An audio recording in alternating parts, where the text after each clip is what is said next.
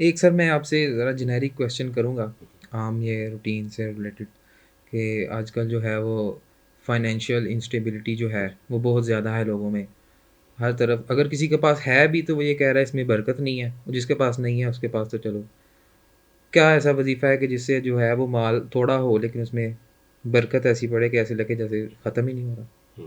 حضرت شیخ سیدنا عبد القادر جیلانی رحمۃ اللہ علیہ، آپ سے کسی نے پوچھا کہ سب سے افضل عبادت کیا ہے؟ کیا؟ آپ نے فرمایا بھوکے کو کھانا کھلانا۔ ہمارے ہاں اللہ تبارک تعالیٰ، میں نے ایسے لوگوں کو بھی دیکھا ہے ہمارے اپنے معاشرے میں کہ جن کی جیبیں اور پیٹیاں اور بینک بھرے ہوتے ہیں، لیکن ان میں اتنی ہمت نہیں ہوتی کہ وہ اپنی جیب سے 10 روپے بھی نکال کے کسی غریب کو دے دیں۔ تو بھائی جان پھر برکت کہاں پہ رہنی ہے؟ نہ آپ نے زکوٰۃ دینی ہے، نہ آپ نے جو اپنے مال کو حلال کرنا ہے، یعنی کہ نہ ہی کسی غریب کی مدد کرنی ہے، نہ آپ نے فطرانہ دینا ہے عید الفطر کا۔ ان ساری چیزوں سے آپ، اور بعض اوقات ایسے بھی لوگ آتے ہیں ان سے پوچھیں کہ بھائی صدقہ کب دیا تھا لاسٹ ٹائم؟ سر جی وہ ایسے خارج کرنا شروع ہو جاتے ہیں، بھائی جان اتنے 6 مہینے ہو گئے نا، سال ہو گئے۔ سر جی برکتیں پھر کیسے آئیں گی یہ بتائیں مجھے۔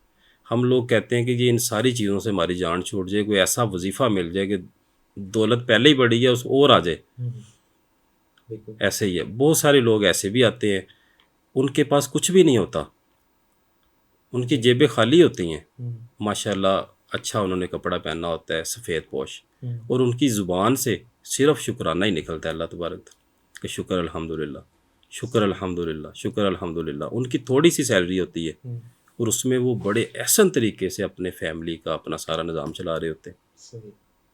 سب سے پہلے ہمیں شکر گزاری کی طرف آنا پڑے گا، شکر گزاری کریں، صدقہ خیرات کریں، لوگوں کو کھانا کھلائیں، جیسے اب یہ رحمت و برکتوں کا مہینہ ہے یہ کریں۔ اور جیسے سورہ قدر کے حوالے سے بتایا، یہ میرا ذاتی مشاہدہ ہے کہ جو شخص سورہ قدر کا عامل ہو جاتا ہے، اس کو پڑھتا ہے، وہ کبھی بھی اس کو روزی روٹی کی تنگی نہیں آتی، کبھی بھی۔